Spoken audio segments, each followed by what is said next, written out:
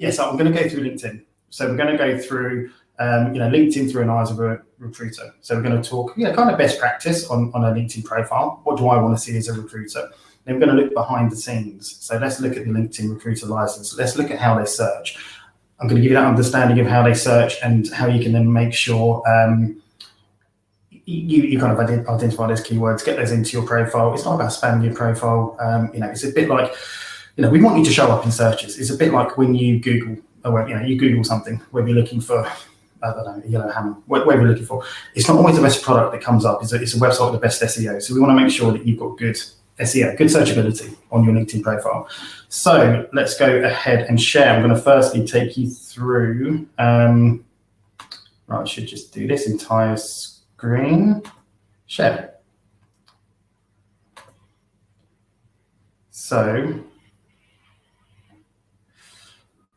I'm hoping we can see this. So let me know if we can't see the screen now. I should have it on someone called Sarin. So yeah, I think that's all good. Now we're back to here.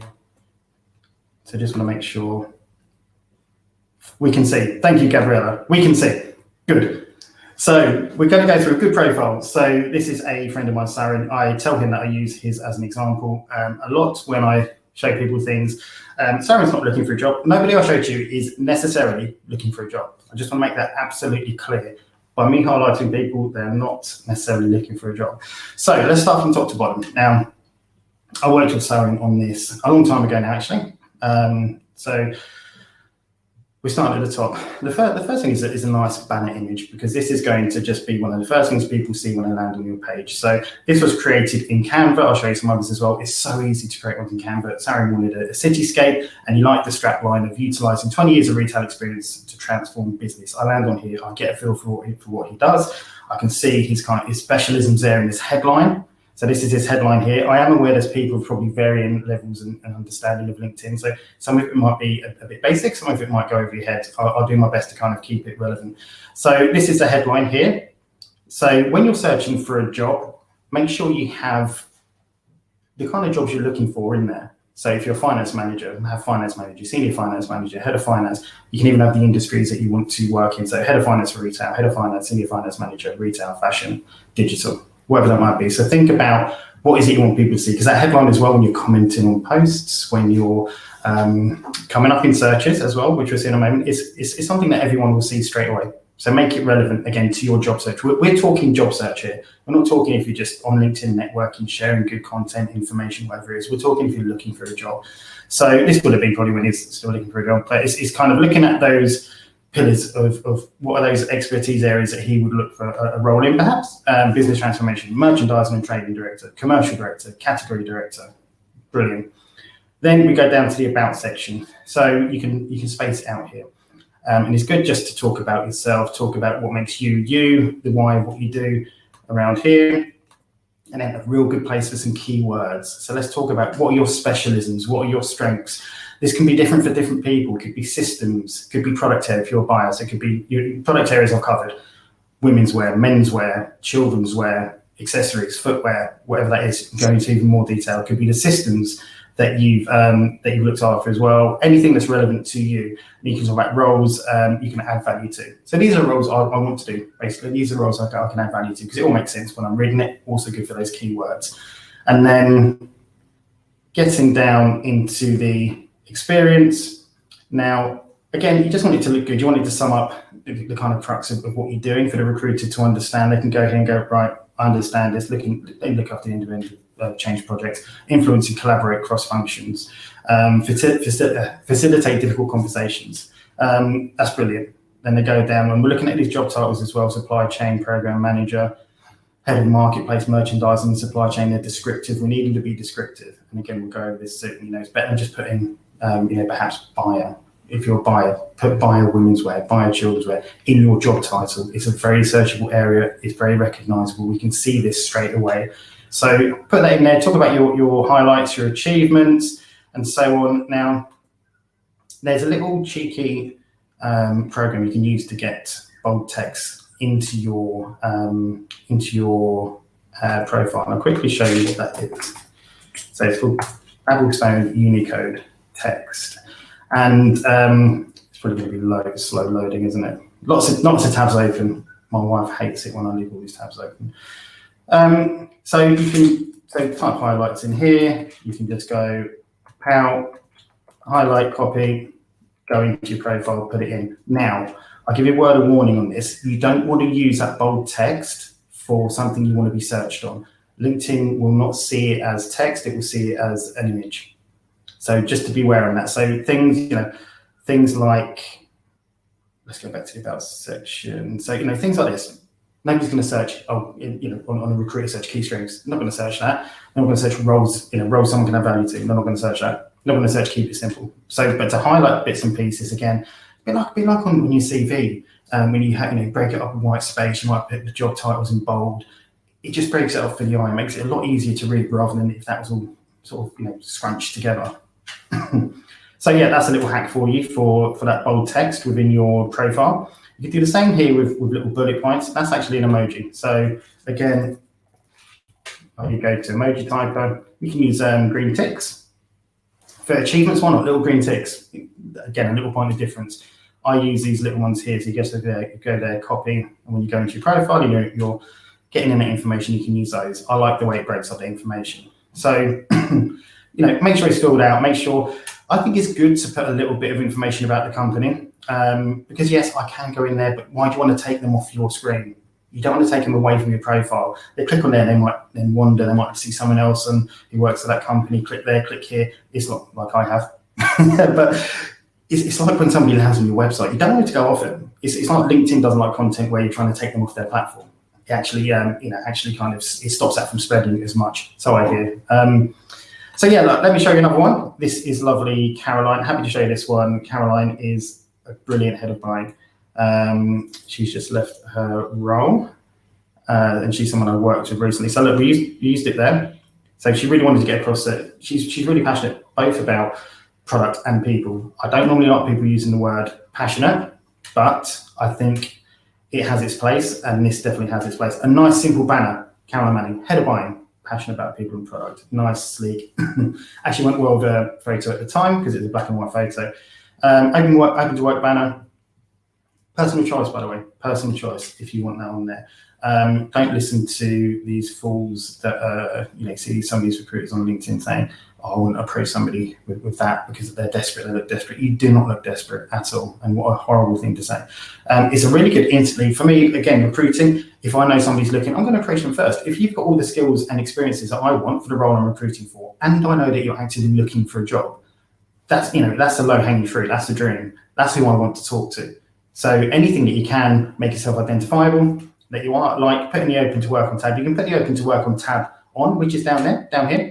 And then you don't have to have the green thing. That open to work can only be seen by, when you put that tab, it can be seen by recruiters, only recruiters. So even if you've got a job, don't worry about people in your company seeing it. And again, look, use of the text, specialisms, product. This is what I mean. Specialisms, product. What I bring. You can get some of those softer skills on there as well. Some people might search people that have these skills. Probably not very searchable. Again, when I show you the recruiter license in a moment, it's really, we're looking for those real searchable things. So we're talking almost like qualifications, systems, product, very searchable things. We're not necessarily going to search leadership or strategy or this or that, because people who are ahead of buying, we're going to know that they've got leadership skills, they've got strategy experience, but this sort of stuff we don't know. So any excuse, any chance to get those sort of searchable terms in, go for it. And again, similar, you can see a similar style to how I like to portray these. It looks great, nice and neat.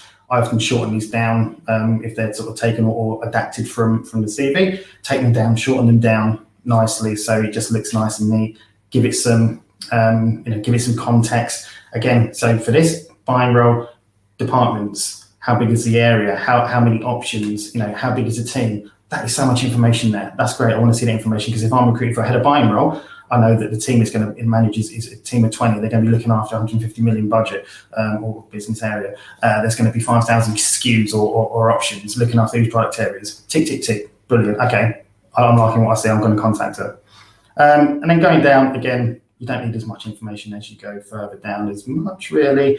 But again, we've got buying manager, senior buyer,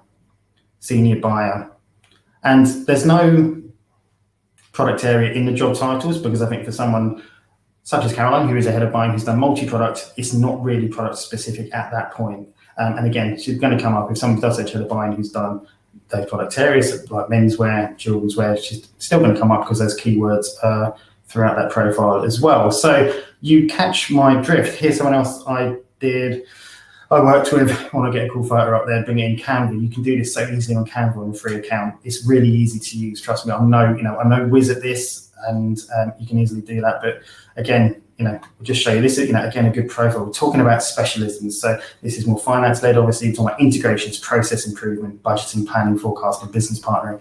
These are things that are going to be searched for. Brilliant. It's brilliant. Systems, so some of them Excel might not get searched for certain levels, but things like web focus might, things like Space, things like SAP, JD Edwards, again, might be something to think, we use this system, it'd be great if somebody else has this system, let's see if somebody's got it or uses it. You've got it there. And then obviously you've got your skills at the bottom, and your skills, look, they can be really important. And again, I'm going to show you why, because you can search on skills as a recruiter. Also, the jobs that you're going to get matched to are going to be heavily reliant on job title, yes, but the skills as well. And I'll show you this, and it's something that's so easy to fix so quickly. And I'll show you that towards the end. You're going to see messages pop up. It's probably people. So yeah, look, much of a muchness. Look, make it personal. So Tony, the industry is in his health and safety risk. So get something cool. I let you land on that, and you're like, brilliant. I just think this is a good candidate. It's a professional candidate. I like this already. And you're going down and you're seeing this good information again. We're talking about these areas of specialisms here. We're talking about leadership strategy. That's fine. That's brilliant. Even going into here, can we get a little excuse to, these are the green ones. I like those for achievement sometimes. And then again, let's get the specialities in as well. In this role, these are my specialities: health and safety, facilities management, risk engineering, project management. Again, let's get these keywords in there. So I am just going to quickly flick back to make sure there's nothing urgent here. Some messages so everyone can see that. Oh, great. Cheers, guys, for sharing that emoji type of thing. Obviously, it is recorded, so you can have a look after. But yeah, that is absolutely brilliant, guys. Do share that as I'm going along, because I'm probably talking too fast. I'm whizzing through things, but you know what? It's I want to get through so much. So, like I said, none of this information, all these profiles are probably going to be public anyway. Obviously, I'm not going to filter it by people that are open to work, because I don't want to share it in case one of these slip. I don't want to share people that would be looking for work. But this is LinkedIn Recruiter. This is the back end, okay? This is where a recruiter will come. Now, stats say 90% of recruiters have a LinkedIn license. I don't know what the 10% are doing. I honestly don't know what they're doing, because you can't rely on people applying for jobs. If you want to find the talent, if you want to find great people, you need to be able to go out and find them yourself and not rely on them applying for jobs, because they might not see the job. They might not be actively looking. They might just be a little bit passive. If you approach them, they might be interested. So, that's why they search, because they want to be able to cherry pick the talent they want to speak to. So I'm looking for this person with these experiences, these product experiences or systems experiences. I'm gonna search my way. I'm not gonna rely on people coming to my job. I'm gonna go and find them. And so that's why this is how. So you'll see this long list of criteria on the left. Now I filled it in again because these blur things are, you won't blur everything automatically. I had to go through all of these today and blur them because I wanted to do the right thing.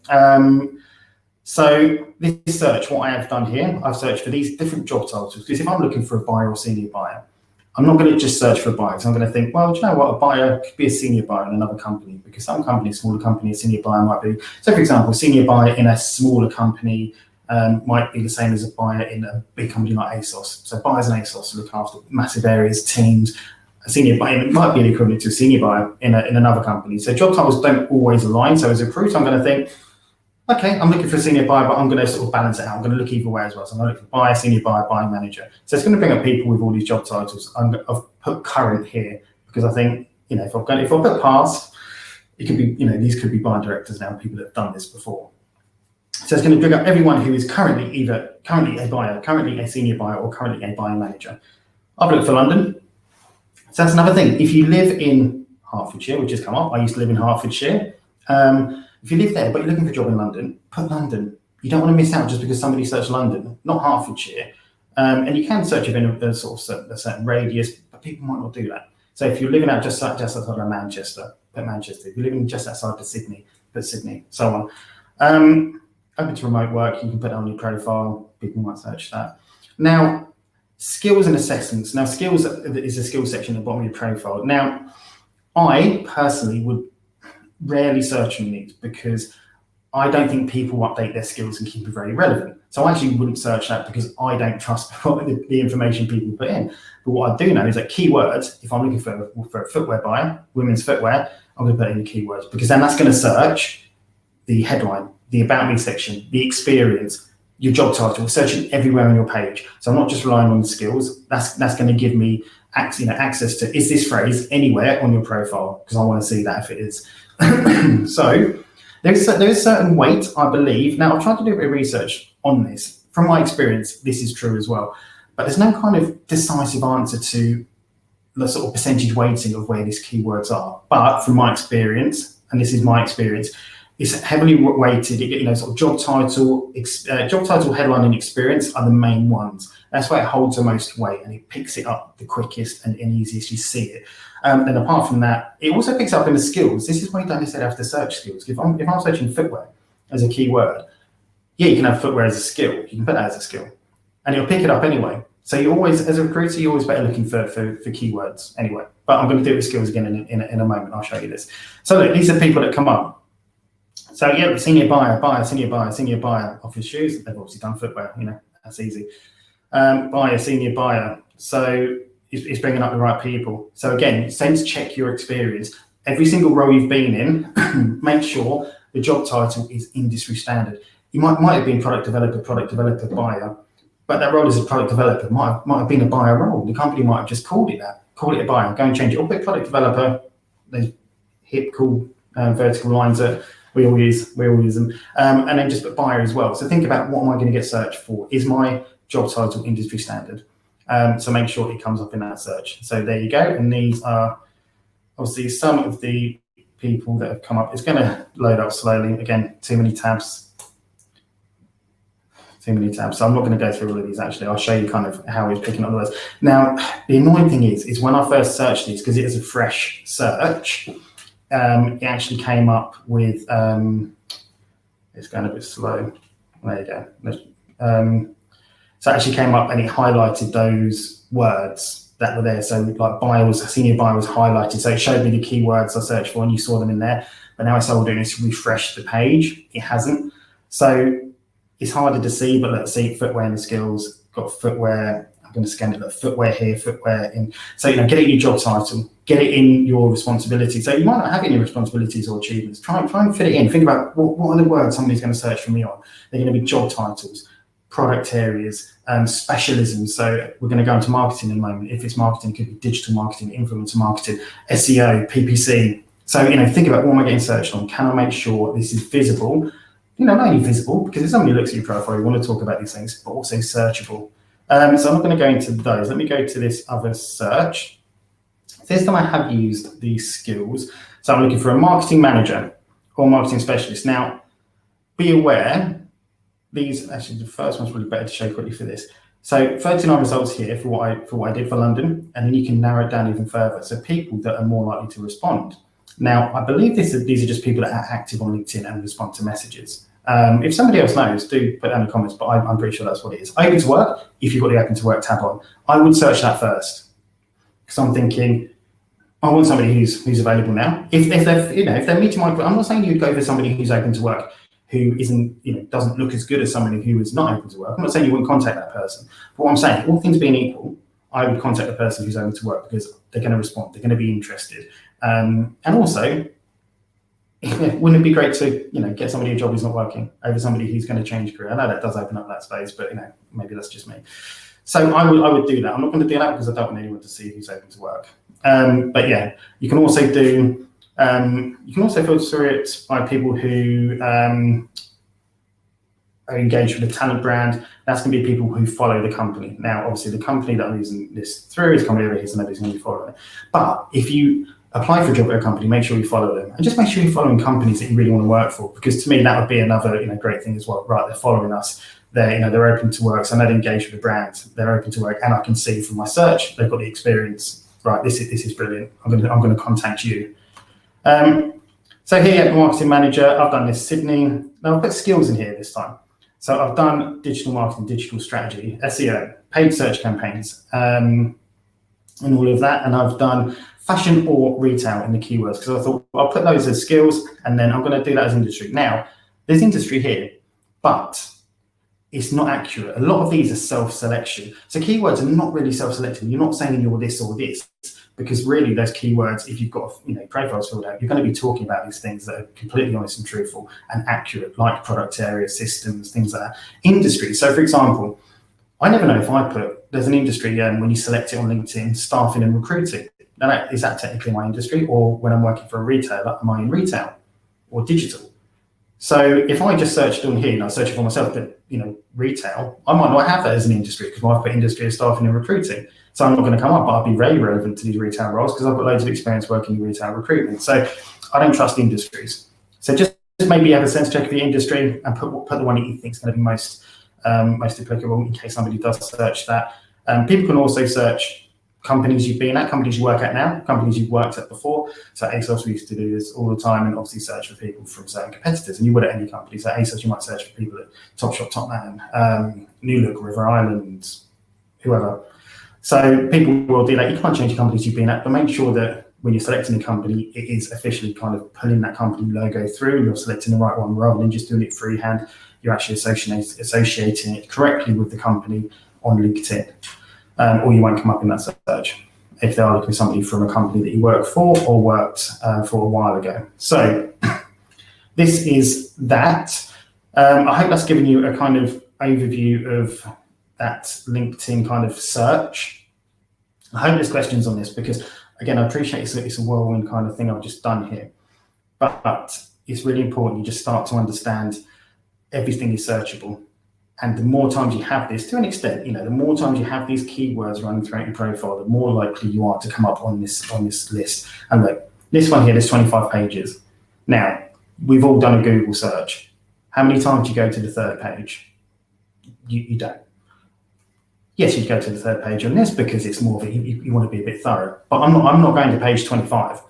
And I guarantee you by the time I get to page 20, people are irrelevant anyway. I'm not going to page 25. If anything, I'm probably narrowing it down anyway. But even if I'm not, I'm thinking, right, I'll just go through these and then add them to my project. I'm probably not going past page 10. I wouldn't leave it at page 11. The OCD just would not let me. But my point is, you're not going that far into it like a Google search. So you want to make sure you've got the keywords. What are your search terms? So understand that first. What are my search terms? What is somebody going to search me on? And I'm happy to answer any of this if you're, tell me the job you do sort of industry. Let's try and work this out. But yeah, identify those. How can you get them naturally throughout your profile? Again, I've given you those little tips in terms of getting these are the roles I can add value to. These are the product areas I've looked after. These are the systems I've done. Get into your About Me section. Getting into those roles as well. These are the systems I used in this role. These are the soft skills I used in this role. Have those little sections on the bottom. It's not going to elongate your profile because your profile will stay nice and short anyway. If somebody clicks into it, it means they want to look at it anyway. So then you give them a bit more information. Also, the more your profile looks a bit like a CV, what I've done many a time before, I've been searching for a position.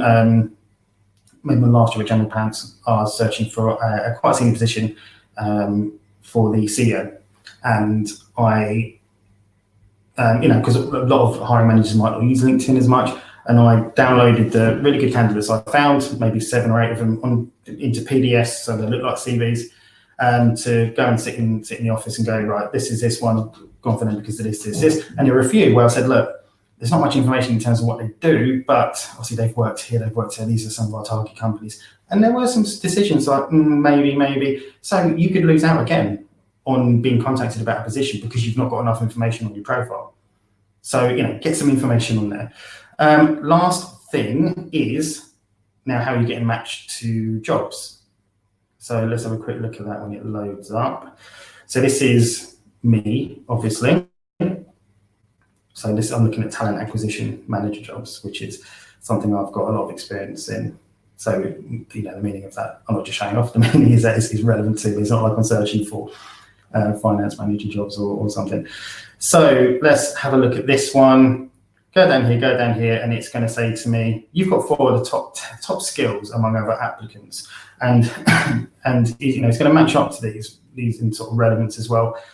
And also, they're going to add the skills that they want the candidate to have when they put the job on as well. So if you're not getting these, I look at this and think, okay, yeah, I've got teamwork and legal advice. That's a bit of a funny one because it's probably in a slightly different industry. So let's see if we can find a different one that's a good, with more relevance. So look, here's one: job description development. Didn't even know that was a skill.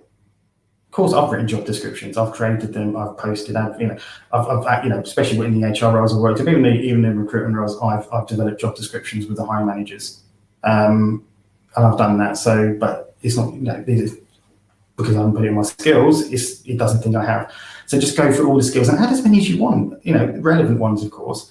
Add as many as you can, because again, when you're getting matched up to jobs, or even when somebody posts a job, so if I use LinkedIn, the recruiter license, to post a job, then it asks you to add, when you're posting that job, what skills are this person going to have? And you're going to put, okay, they're going to have human resources, leadership management, talent management, HR policies, competency-based interviews, so on. And then it's actually going to, when you post that job, it says, from the job that you've posted, like the title and the skills that you said, we recommend you contact these people. And it'll come up with people that just match that in the location.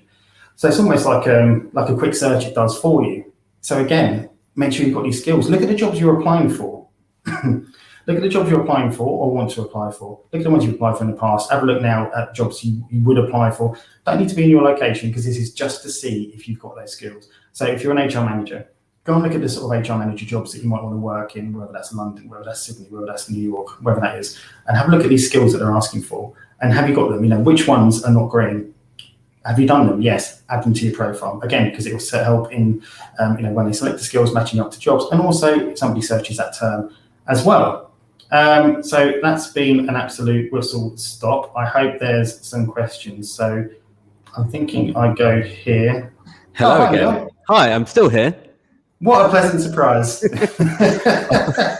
That was fantastic, Russell. Honestly, I mean, I've looked through, I was watching the whole thing, obviously, and there's tons of questions that have come through. But I think just to reiterate some of those points, it's really, really important from a recruiter's from a job seeker's perspective to understand how a recruiter is searching for you, right? Because then, and that's essentially what you're going through there, so that people can then understand how, if I know how someone's searching for me, I can sort of game the system in a way where I ensure that they're going to be finding me, right? And the idea is to get as high up in that search list as possible. You want to get as close. Exactly. It's not about tricks. It's not about fooling the system. It's just it's giving yourself a fighting chance. Exactly. I want to give you a fair chance. Just because somebody else has a better written profile than you, they might be less relevant. But if they've got a better written profile, they're going to show up in that search before you. So it's just about let's get everyone the best chance they can possibly get of coming up in these searches. Because a lot of the time this is something out of your control. If you don't understand it, this is out of your control. You think, oh well, recruiters just find who they want to find, and we don't know what they're doing, how they're doing it. Well, this is how they're doing it. Right. And for anyone who has any questions, we do have some to go through, but use the ask a question function at the bottom. It's going to be much easier for us to sort of manage because there's tons of people commenting. Also, a few people have asked again, yes, this is all going to be recorded. Russell did go through it, did a whistle stop tour like he said. So don't worry. Don't worry, it is recorded. You can go back and watch this afterwards. The recording will probably be available tomorrow-ish, depending on, well, we're doing this for 24 hours, so I don't know, probably day after tomorrow, but it will be available to go back through. Fantastic. I think it's great. Yeah, I think it's so important for people to understand where, how they can, how it works from that side of things, how it works from the recruiter side, so that they can understand how they can, make sure that they are high up that list. Like you said, so many people are more relevant for roles, but just because they aren't, using the right sort of terminology or putting the right sort of skills on their LinkedIn profile, they're not showing up on on the first 100 pages. And, I do this in my training. I don't think I mentioned this before, but I run a company called the Early Career Academy. And I do similar sort of training. And what you said about Google searches is so true, right? You never go to page 15 on a Google search, right? So you're not, so if you're only really, and there not unless you're like some sort of psychopath or something. Who goes past page 3? Yeah, what kind of crazy person? Exactly. So let's jump into some questions, because I'm really excited. If you click, you can click ask a question down below as well, so you can see them as I bring them up. So will there be recordings available? Yes. So done answering that one. What's the tool to create the banner pick?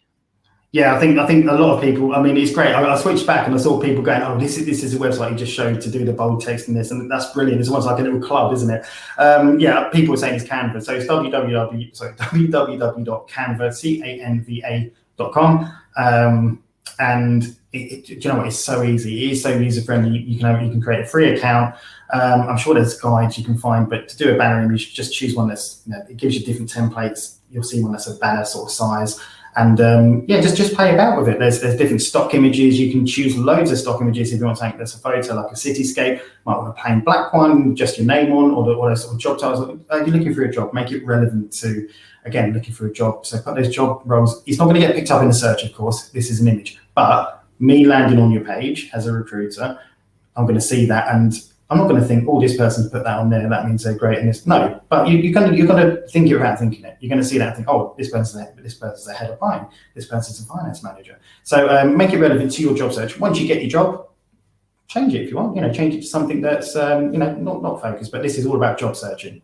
Yeah, perfect, fantastic, great. So next question, Russell, how do you recommend handling employment gap and not currently employed? Leave blank or highlight volunteer work? That's from definitely highlight volunteer work if you've done that. There's a section for volunteer work down the bottom, but I'd also put it in, if it's a career gap, put it in the experience as well. So just say you were working from January 2015 to July 2018, and then you did a 6 months worth of volunteer work, or a year, or even if you had a year gap and part of that was volunteer work and part of that was something else, then definitely address that. It's always what people feel comfortable doing. Even if it's maternity, put it down on there. You can even and a good friend of mine who's going to be talking as well, Dominic Joyce, talks about this quite a lot. But that's only because he is a parent. I am not yet. But he's right in saying list those skills that you have being a parent. Because it could be a mother or father, obviously, depending on the gap, paternity, maternity leave, could be anything. But just list those relevant skills. Play on it. Put those relevant, time management, sort of conflict resolution or something like that. If I saw that and somebody put something there, I would laugh. But no, definitely identify. If it's over, for me, it's a rule of thumb, isn't it? But for me, if it's kind of under 3 months, there's no need. If it's over 6 months, you might want to, over a year, definitely. Yeah. But just be honest and just put in some bits and pieces to what you did. I think as well, from my perspective, the people should be aware of what's happened the last couple of years, right? It's if you walk into an interview and someone says, "Oh, so why were you made redundant?" Like, well, why do you think? I mean, if you get asked that about what's happening last year, just say, "Thank you so much for seeing me." Yeah, really appreciate that. Where was the rock that you were under? Because I'd like to go. I'd like to go and find it. Not the company for you. No, exactly. Brilliant. All right, fantastic. Next one. Do you have to have premium LinkedIn to see what skills you match on the job advert? That's a good question. I don't know that. Oh, that is a good question. I've had premium for as long as I can remember. I don't know. I don't have premium, so I can check. Yeah, maybe if you have a little check, but I don't think. I was going to say, well, that's a really good question. You stumped me, Amy. I'm going to say you. Do you know what? I don't know. I don't know. I'm going to guess. Are you looking for that, Neil? Because I can go on to the next one. No, I can. Yeah, let's go on. You go on to the next question, and I'll look it up on my. So I'll go into the next one. So how do HR people decide on the keywords? Is there any way for us job seekers to take advantage of that? So let me have a look. You'll probably see it in a job advert, but if you're waiting to get searched for something, you're not. I guess they're two different things. So if you're asking me, how do I decide on the keywords I'm searching for? I'm using my knowledge as a recruiter to know what works when I'm searching for somebody. So if you're looking at it from a candidate point of view, think about. I know, look, there's some that are easier than others. Like I said, I always use buyer as an example because it's a good and easy example to be honest. If you're a buyer for River Island, you're you're buying, jersey, knitwear, whatever that might be. So there's some that are easier than others, because for a buyer, it's going to be very much product related. Because I'm looking for a buyer for jerseys, so I'm going to search jersey. There might be other product areas that are very similar technically to jersey. So I'd list those because of my knowledge of that industry. For things like finance, it could be again sort of systems. I think the main ones you've got to think of, what are those hard skills that somebody's going to search for you on. So it could be, like I said, products, it could be systems, it could be, if you're looking at marketing, which is an example I gave, it's going to be, if I'm looking for a marketing manager, what are those key things they have to have done, those experiences or those kind of specialisms. So again, it could be SEO, pay-per-click, paid advertising, influencer marketing. So it's just about, it's like I always say to people when I work with them on their CV, a well-written CV will have these keywords in it. So if you're writing a good profile and it's got a good level of information, these keywords are very likely to be in there. But I guess it's, look at the sort of jobs that you're wanting to apply for. What are they asking for? Need to have this experience, is it systems? Is it, have a look at what it is. It's very specific to the kind of industry. So it's so hard to give too many examples, but maybe look at the job adverts of those jobs you aspire to get and identify what you feel are the keywords in there. And if these are things that you can get into your profile, then do that. I hope that helps. Fantastic. Yeah. And just to answer the question, yeah, you do have to have premium.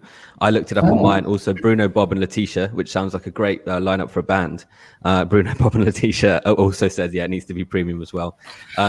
But you can get you get it free, can't you, at the moment? I think you get premium free, or they give you a free trial at least. You get a month free trial. So yeah, I would definitely check it out if you have. And it's not much, is it? Just Google what functionality. I don't know what you get off the top of your head, but it is definitely worth it. I think for the sake of it's not too expensive. No, it's maybe 15 quid a month or something, if that might be cheaper. But it's around that. So I would invest in it. But have a look. Just have a look to what it gives you. I don't know off the top of my head. Fantastic. Okay, so how do you use your LinkedIn? This is a great question. How do you use your LinkedIn profile to support a career change? E.g., job titles in work history don't fit with the new direction. It's a really good question. Yeah, look, you can't change your job titles in your old jobs. Like I said, if there is any way you can adapt it so it's still true and is more in line with what you want to do next, again, I'll give that product developer buyer example. If you are a buyer, say for example, you want to go, say you're a buyer and you're a branded buyer. So you've looked after account, because you were buying Vans, Nike, Adidas, and you want to get into more account management rather than staying in buying. You might put buyer / account manager. So that's probably an easier one, I know, because it's a little bit like, if you're talking completely different, you can't change your job title, but why don't you identify it in your About Me section? Right at the top as well, talk about the career that you're looking to go into. Talk about 2 or 3 transferable skills that you're going to take into this new role. Almost use it as, because I always find a good way to, a good place to do this is a cover letter, is talking about, that why, what's going to be the big question mark. So it's going to say for this, it's a career change, or, it could be a location change, whatever it is. So address that right at the top of your About Me section. So somebody sees it at the top, and talk about why you want to go into this industry. So make it emotive. Talk about what are those transferable skills you can take to this and why that's going to be of benefit to them. The best place to do it is going to be in that About section, because it's going to be difficult to force it into the experience. Again, you can talk about transferable skills and experience. Again, why not get it in there? So it doesn't have to read like a CV. You can talk about these are the skills I used in this role. It was leadership, doing this, communication, again, whatever those transferable skills are, and then talk about how they're relevant in that role. Because again, it's just going to help keep it, if anything, it's just making it less specific to that industry you were in rather than making it more specific to the industry you want to go into. You're kind of diluting the specificity of the industry you were in, which would help a little bit as well. But the About Me section would be a good place to talk about it in the headline as well. I'm looking for these roles. What you put in the headline doesn't need to be, just because you put if you put in merchandise manager and these things, because that's a career that you want to go into. It's not a legal document. You're not saying I've had these jobs. That's what you want to get identified by. It's your headline. Put what you want. I just wouldn't, for job titles, that's a little bit more official, isn't it? So I wouldn't change them too much. Yeah, no, I think great points there. Put it in your About section, instead of putting, you can put your specialities and then also aspiring to be, or my career objective is to achieve a role as, and then you can put those keywords in, right? And that'll sort of answer, and that will help with that. So great, fantastic. Next question. Thoughts on putting available in, let me click start answering. From Randall Smith here, thoughts on putting available in your headline along with roles interested in. Would open to opportunities be better? Either or. I think open to opportunities seems to be a little bit more standard. So if somebody didn't have a recruiter license, they might search open to opportunities, but most recruiters do have it. So yeah, I don't think it won't make much difference to that searchability. If you've got that tab on, so recruiters can see you're open to opportunities. If you want to be visible, get the green banner, the green circle around your image, your photo. If you want to be visible, open to opportunities. Looking for these roles. I think whatever you're comfortable with, open to opportunities or hashtag ONO seems to be the most recognisable from what I see on LinkedIn. But again, it's not, people aren't going to search a keyword open to opportunities because you're going to rely on more and trust that somebody's put that tab on, that they're open to work, which recruiters can then filter by. Fantastic. Next question. So do you use hashtags on your profile for being found by recruiters? I wouldn't. I mean, as a recruiter, I've not searched hashtags. Hashtags are more suitable, I think, for job seekers who are looking for jobs, maybe following certain hashtags. But I think as a recruiter, you wouldn't search on a hashtag. So for me, putting a hashtag on your profile from getting picked up by recruiters' point of view, I don't see the point, because you're just going to put a hashtag in a keyword. So yeah, get a keyword in. So unless there's another reason in terms of you want to follow this on your newsfeed or get alerted about things on this hashtag, then follow that hashtag. But I wouldn't put hashtags on your profile to get picked up by recruiters. Well, I've never used it anyway. I'd be interested if anyone has. Fantastic. Okay. I see recruiters can search by, let me start answering. It says by Ian, I see recruiters can search by graduation year. That is surprising to me. Should you include graduation year? What if you leave it blank? I don't see why they would search by graduation year. I mean, any of the industries I've recruited for wouldn't be a thing. I think there's a lot of searchability there that you would have seen that would never be used or rarely used unless there's some very kind of specific reasons to, I'm not thinking of medical jobs or anything like that where that could be a thing. They need someone who's graduated with a medical, master's or whatever it is, doctorate, of course. In a certain amount of time, so there might be a reason for it. I'm thinking more from a kind of your commercial roles, your kind of those corporate functions, this and that. So I don't see why. I mean, I would probably leave it off because you don't want to, especially if it's sort of further ago. I think anything that kind of gets rid of any of that unconscious bias in terms of how old somebody could be or something like that. It's, if you can leave a date or something, then absolutely do it because it's not really relevant. It's all about that degree, but I never use it. Yeah, there's a good comment here by Wendy Gannon. I sometimes search grad year for scientific roles like actuarial roles. I mean, also if you're a grad recruiter, right? If you're looking for recent grads, then it's useful. But I think you're right. If it's a long time ago, there's really no need to be putting that in there. Yeah, I completely agree. Awesome. Okay, great. Next question. What is your view on candidates using LinkedIn Premium? Is it worth it? I think we covered this one, didn't we? Yeah. Yeah. Fantastic. Is that recruiter search tool pulling the details from the profile headline or the job roles? Both. It's pulling it from both. Job roles, the experience, the more recent experience has probably got a bit more weighting. So somebody who's got in their most recent experience would probably come up first. But the headline and the most recent experience is quite heavily weighted. I've seen no kind of evidence of this. This is what I've seen from me doing it for 11 years, whatever. However long LinkedIn Recruit has been about, I've had it. So it pulls it from both. So put it on both anyway. If these keywords are important, put them, both really. So it's like when they're searching job title, it'll also come up if it's in your headline as well. But if it's in both, you'll come up near the top. So definitely job title, recent experience, and headline are the three most important ones. In the About Me section, it's just, it's good to have it in there to further back that up. Fantastic. Brilliant. Okay. We'll take a few more questions. We've got 15 minutes left. So we're going to go up to about 10 to, and then Russell's going to talk a little bit about himself for a bit and how you can find him and all that great stuff. And then we'll have a 5-minute break in between each one, in between each coach that's coming on. I do have to leave in 5 minutes, Neil. Like I said to you, I do have plans. Me and Neil actually spoke. You do. Last week, didn't we? Because so I was talking about the time. I was saying, that's true, yeah. Because the clocks will change it. But let's whiz through these because I do want to answer these. So they might just be short answers, and I'll be. Okay, sure. So the keyword search which recruiters use, does it just highlight the keywords in titles, or does it also include keywords underneath each title? Just checking. Job title again is going to be the most searchable area, because they might not search on keywords. They might just search on job title. So the job title is the most important one, but get your keywords in there as well. So if you're a buyer, get buyer, women's wear, all those specific areas that you've done, because that's another searchable term. If you're a finance manager, again, I've lost it in my head, but again, what's applicable? So do utilize that job title area to get keywords in as well. But yeah, so they're both important for different reasons. Fantastic. And there's one I pressed done on by accident. If I'm currently not in a role, should I have a role header in the experience section starting looking for new role with the dates, etc.? That's interesting, because it's not going to be. I'm thinking of it from a search point of view. I've seen people do this. Yeah. Personal choice. It really is, but you can actually use it to try and utilize that keyword search again. So you could put looking for new roles, dates. So say it's since December 2020, excuse me, and you could say looking for these roles, and then listing in the job title those roles. So you could then utilize it. Actually, you could actually sort of play about with it to use it to come up better in those searches, and then again use the body of it to say what you've done, some of your career achievements maybe. So yeah, you could be a bit creative and use it like that. Fantastic, great one. When looking for a job, would recruiters disregard me if I'm in another country?